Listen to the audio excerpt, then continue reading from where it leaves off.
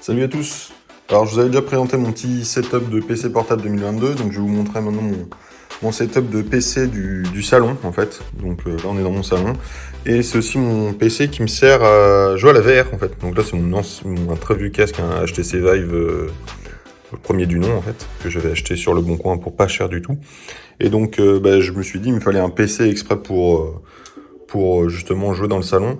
Et pourquoi pas le relier à la télé, comme ça quand je veux faire du couch gaming, donc jouer comme si j'avais une console, j'ai mon PC qui est là. Donc on va l'allumer tout de suite. Pendant qu'il boot, voilà comment on l'ouvre, hein. C'est un... Oui, il fait un peu de bruit au démarrage, hein. Après, une fois que les courbes sont réglées, c'est bon. C'est un Fantech Elevate Shift R2. En fait j'avais le 1 à la base, mais le 2 permet d'avoir un peu plus de place au niveau du GPU, et pour avoir un 2,5 slot, et du coup je pouvais pas rentrer ma 2070S que j'avais dans mon ancien PC, qui est maintenant une 3070. Donc je l'ai mis ici. Donc on a dedans, je vais le tourner un peu, petit water cooling de chez Corsair que j'ai fixé en bas, la ligne qui est ici. Et après j'ai changé tous les ventilos pour du RGB, donc d'ailleurs je sais pas pourquoi la config RGB a dû se reset. Donc voilà, ça c'est de ce côté là, et de l'autre côté j'ai la 70S de chez MSI qui est ici posée. Donc c'est un build un peu compliqué parce qu'il faut faire passer tous les câbles, donc on le voit ici, c'est un peu galère. J'ai acheté des câbles custom pour les faire passer tout comme il faut. Et donc c'est vrai, c'est vraiment pas facile. Donc là en bas on voit le water cooling qui est à cet endroit là pour le CPU. Et ouais, c'est un setup pas facile à monter, donc pour les débutants c'est pas vraiment ce que je recommande quand vous voulez faire du SFF.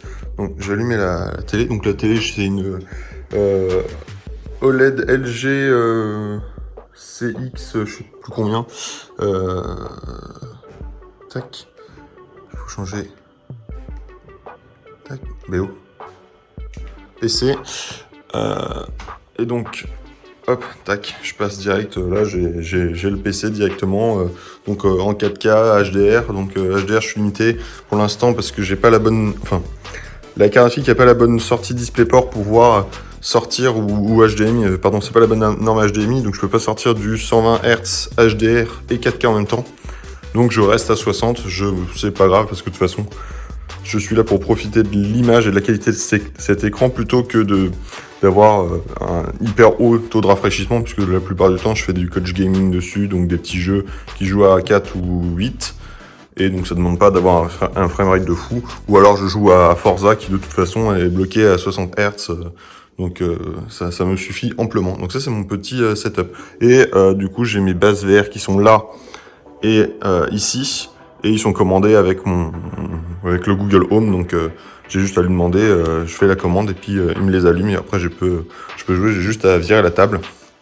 Et pour le clavier et la souris, en fait, ils sont juste rangés ici, c'est un clavier souris sans fil, donc j'ai ça, puis j'ai toutes mes manettes au cas où elles sont rangées ici, donc c'est très facile d'accès. Donc voilà, avec un petit home cinéma en 5.1, donc avec les enceintes un peu partout. Comme ça, je suis rodé si je veux en fait jouer vraiment dans une autre expérience plutôt que devant mon PC principal. Voilà, j'espère que ça vous aura plu. Si vous voulez, je vais faire une petite, je vais l'ouvrir un peu. J'ai enlevé les panneaux ici sur les côtés pour vous montrer un peu, et je vais mettre bien sûr la config en surimpression. Donc voilà, je vous ai ouvert le PC. Donc la carte mère elle est posée par le dessus. J'ai pris la même que dans le PC, dans mon PC portable, qui est donc une Aorus Gigabit Aorus B450i Pro Wi-Fi, parce que comme l'autre fonctionnait très bien, j'ai pris celle-là ici, donc du coup c'est parfait. J'ai que 16 Go de RAM, mais de toute façon, comme ce PC n'est décidé qu'à faire du jeu un peu léger, donc ça me suffit largement, hein, j'ai jamais réussi à les remplir. Et au pire, je les changerai, je passerai à 32 Go, mais ça sera large.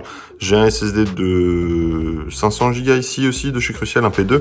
Le processeur là-dedans, c'est un 3600X, un Ryzen 5 3600X, donc que j'avais en stock dans un autre PC.